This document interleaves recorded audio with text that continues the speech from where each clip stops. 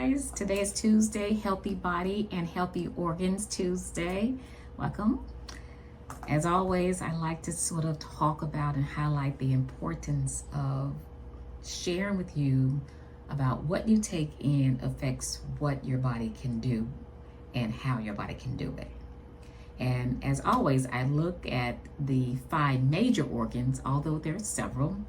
But for the purpose of, me sort of like growing the list of those important organs, I'm going to just add a few more based on some things that I've been working with, as far as with the nutritionists, as far as with our medical doctors and assisting patients. Recently, I had a few patients who had some real serious questions about, their organ health. And it just kind of made me do a little bit more deep dive. As I'm maturing myself, I kind of, had some questions, almost did my own self-questionnaire just to make sure that I'm doing what I need to do for myself. So the organs that I initially talked about were the brain, heart, liver, lungs, and kidneys. And I'm just going to add to that and talk about, I had mentioned before about the skin being the largest organ of our bodies. And I'm going to also add with that the adrenal glands as well as the small intestine.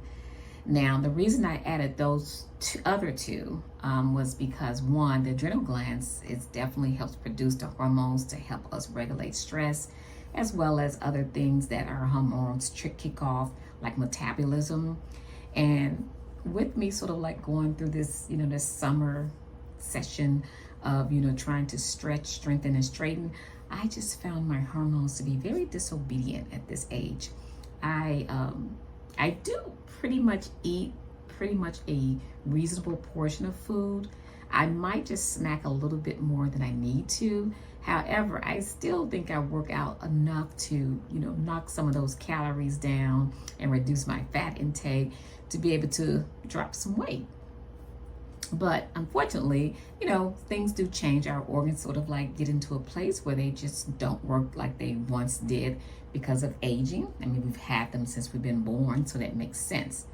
So because that makes sense, we have to be even more intentional to take good care of them and to think about them as we think about our body and how we look externally, because what we take in impacts what we see out. And I think the one thing that I want to stress for Tuesday, Healthy Body, Healthy Organs Tuesday, is that the only way to really keep your organs functioning, adequately is for you to be thoughtful about what you take in. So let's go back through some of the things that we've already reviewed about, health, organ health. One is eating our full supply of fruit, 3 types of fruit, or at least 3 fruits per day, 3 servings, 3 servings of vegetables. The one easy way, you may be doing this already, is to, eat a salad or a smoothie. I kind of alternate between both of those. And then sometimes I just kind of eat a whole plate of some kind of green vegetables that I like, because I actually have started to like spinach. I learned how to cook it very tasty. And I sometimes mix it with my kale or my turnip greens, and it tastes very yummy. And so the 3 servings of your fruit, the 3 servings of your vegetables, obviously the 7 pyramid chart is what I'm thinking of. Your dairy product, your protein. There is a variety of options for you with your protein. You do need to kind of like keep in mind, what you're eating, but also just kind of use that pyramid chart to sort of like check off what you're doing throughout the day, because it does help your organs so like get its fiber, its minerals, its nutrients, and all the things to keep it functioning adequately. With that being said, in one of my up-to-date talks with this one group that I'm having, is talking about the cost of not being well. And not being well for most of us is a individual responsibility. It is not somehow only genetics. or biological causes. Sometimes it really is an individual responsibility around choice. And I spoke about fear on Mental Health Monday, and how it can be used as an obstacle or it can be used as an asset. And one time I was working with this MPH student, and she sort of thought my approach was a little bit intimidating, and she said, well, do you really want to scare people? I think that's not the best way.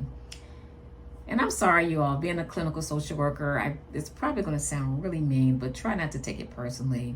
But I was thinking like, yeah, I kind of need to kind of scare you a little bit to kind of get you activated with your fear of losing the adequate function of your organs that affects, outwardly your body functions.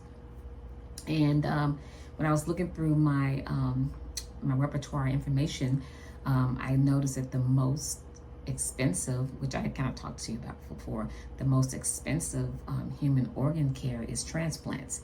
And we have open heart surgery, we have kidney transplants, liver transplants, slow down, Jackie, lungs transplants, and they are, percentage-wise in the United States, quite a bit of our American family is scheduled for these transplants. And what I also was looking at, the most expensive care for patients and what areas those were, and obviously diabetes rank is number one. So we want to applaud the Biden and Harris leadership for getting the insulin capped at a price, okay, because Americans suffer with the highest disease rate of diabetes.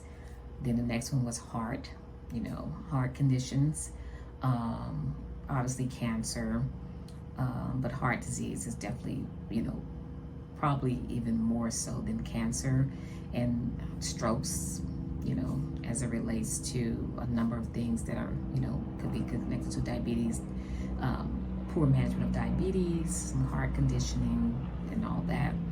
And then the next one was obesity.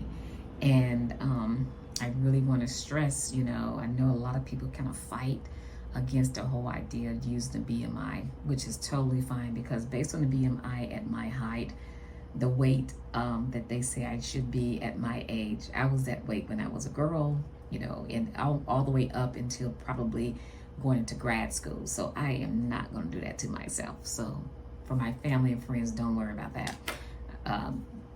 That won't happen. I don't think I can even do it, to be quite frank with you. So I understand about the opposition with the BMI. However, the part that is real, real evidence for us regarding our weight is how we move, how we choose to eat, how we take care of ourselves, how we reduce our stress by utilizing activity in our bodies. And so really it does go back for those who do not have a predisposition because they were born with some kind of flawed organ. For those of us who don't have that, where we already have a compromised organ, it is still an individual choice. So going back to Monday's segment, fear can be your obstacle or fear can be your asset. You better choose. And once you choose, you will execute the purpose of that definition in your life. So I want us all to be healthy. I want us all to have healthy organs and a healthy body so we can continue to move and enjoy our lives. So think about all those things. Get that seven pyramid chart out if you need it, only if you need it.